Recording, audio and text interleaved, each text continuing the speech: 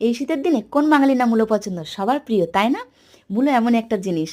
তো আজকে বানিয়ে নেবো কি বলো তো, মূলো দিয়ে চিকেন। সাথে দেখতেই পাচ্ছ চিকেন আছে। চলো মূলোটা কীভাবে ছাড়িয়ে নেবো। মূলোটা ছাড়িয়ে নিয়ে কিন্তু ভাপিয়ে নেবো, পুরো তিতো ভাবটা চলে যাবে। চলো লবণ আর হলুদ দিয়ে একটু সামান্য ভাপিয়ে নিলাম। ঠান্ডা করতে দিয়ে এদিকে পেঁয়াজটা কাটতে দিয়েছি আর আদা রসুনটা বেটে নেবো। আইস দিয়ে 2 মিনিট মূলোটা ভিজিয়ে রাখবো। তারপর 2 মিনিট পর তুলে নিয়ে 1 চামচের মতো সোয়া সস ওর মধ্যে দিয়ে আবার 2 মিনিট রেখে দেবো ঢাকা লাগিয়ে। ওদিকে কড়ার মধ্যে তেল গরম করতে দিয়ে 2টো তেজপাতা, লবঙ্গ, এলাচ দিয়ে দিয়েছি কড়ার মধ্যে।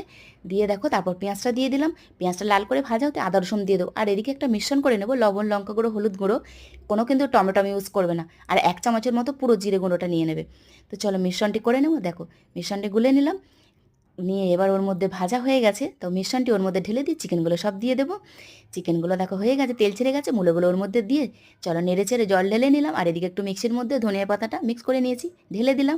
গরম মশলা দিয়ে নামিয়ে নেবো। কেমন হয়েছে দিদিকে ছোট্ট করে সাবস্ক্রাইব, লাইক করো, কমেন্ট করে